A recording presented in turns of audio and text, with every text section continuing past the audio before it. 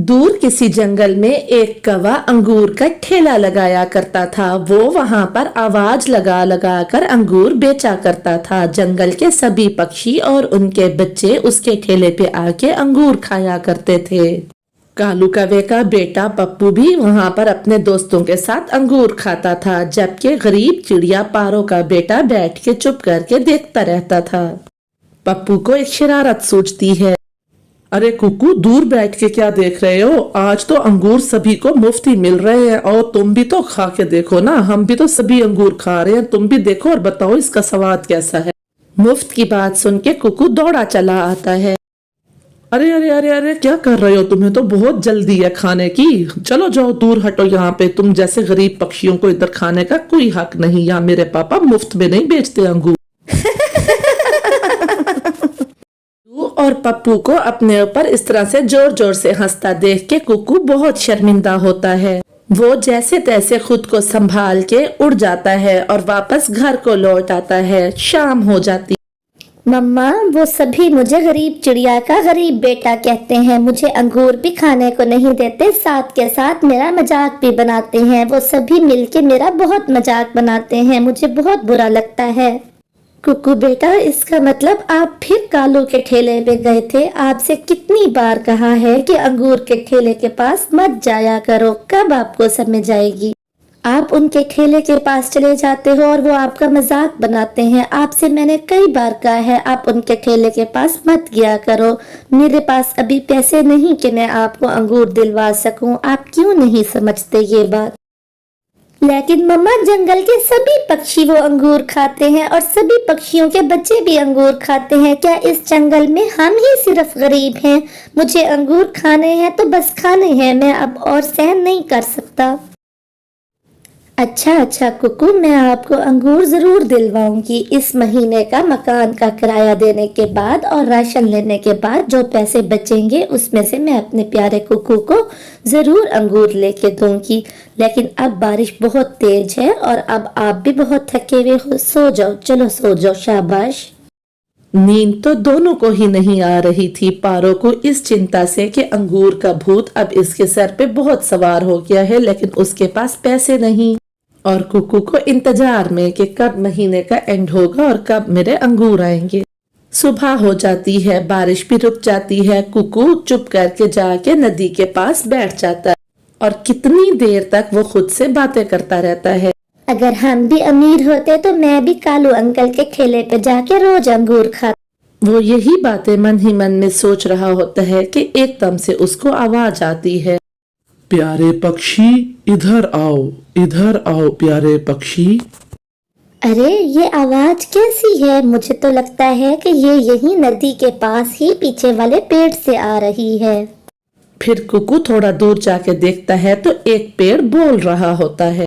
प्यारे पक्षी, मैं एक जादुई पेड़ हूँ। मैं सूखा हुआ तो हूँ, लेकिन मेरे अंदर शक्तियाँ बहुत ज्यादा हैं। बताओ तुम्हारी क्या चिंता है प्यारे पक्षी? उसकी ये बात सुनने के बाद कुकू तो उसको सारी की सारी बात ही बताने लगता है, जैसे वो तो कोई दोस्त ढूंढ रहा था जिसको वो अपने मन का हाल सुना सके। प्यारे पेड़ जी, बस यही बात ही है जो मुझे दिन रात सताती है। मेरे दोस्त मेरा बहुत मजाक बनाते हैं और मुझे अंगूर पसंद भी बहुत हैं। तुम बिल्कुल भी चिंतित मत हो, मैं तुम्हारे जैसे पक्षियों की मदद करता हूँ। ये सामने वाला पेड़ मैं तुम्हें देता हूँ, इस पर अंगूर लगा करेंगे। तुम उन्हें खाओ या बेचो, तुम्हारी मर्जी। तुम यहाँ कल आना। क्या सच में पेड़ जी? अगर ऐसा हो जाएगा तो मैं तो बहुत खुश हो जाऊंगा। अब मैं जाता हूँ और अपनी मम्मा को जाके बताता हूँ। फिर वो अपनी मम्मा को पूरी बात बताता है और दोनों सो जाते हैं। आज फिर दोनों को नींद नहीं आ रही थी। कुकू को इंतजार में और पारो को उसकी चिंता में कि इसे क्या हो गया है। अब तो ओल फुल बातें करने लगा है। सुबह होते ही कुकू की जिद पर पारो चिड़िया भी उड़ के उसके साथ नदी के पास आ जाती है। और जैसे ही वो आके उस पेड़ की दिशा में जाते हैं तो वो क्या देखते हैं कि पेड़ पे तो अंगूर ही अंगूर लगे हैं। कुकू की तो खुशी से चीख ही निकल जाती है। मम्मा, ये देखिए, मैंने कहा था ना कि मुझे पेड़ जी ने बिल्कुल ठीक कहा है। ये देखिए मम्मा, इतने सारे अंगूर लगे हैं और कितनी तरह के अंगूर हैं। ऐसे अंगूर तो कालू जी के ठेले पर भी नहीं है। हाँ मेरे प्यारे बेटे, तुम सच कह रहे थे। वाकई ऊपर वाले उनकी मदद करते हैं जिनका कोई नहीं होता और जो मन के सच्चे होते हैं। ये तो इतने ही बढ़िया अंगूर हैं कि जितने मैंने पूरी मार्केट में नहीं देखे। अब हम इनमें से कुछ अंगूर तोड़ते हैं और घर जाके उन्हें आराम से बैठ के खाते हैं।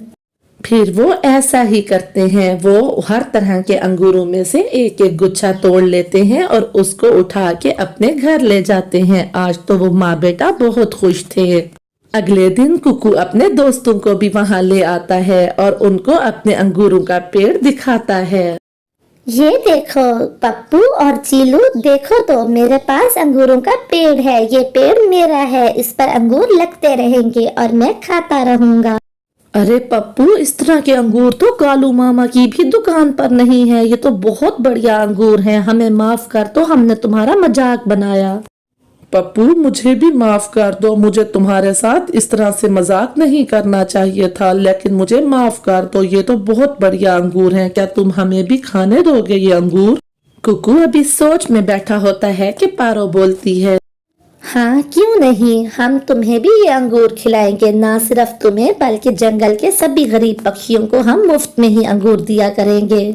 कभी भी बुराई का बदला बुराई में नहीं देना चाहिए। इस तरह से तो बुराई बढ़ती ही जाएगी। कुकू, आपने कोई किस्म का बदला नहीं लेना। इधर गोरी कहती है कालू से, कालू जी, वो चिड़िया तो जंगल के सभी जरूरतमंद पक्षियों को मुफ्त में ही अंगूर खिलाती है। सिर्फ इतना ही नहीं बल्कि बाकी के अंगूर जाके वो मार्केट में बेच के अच्छा मुनाफा कमा रही है। हमारी तो दुकान अब चल ही गई। अब हम क्या करेंगे कालू जी?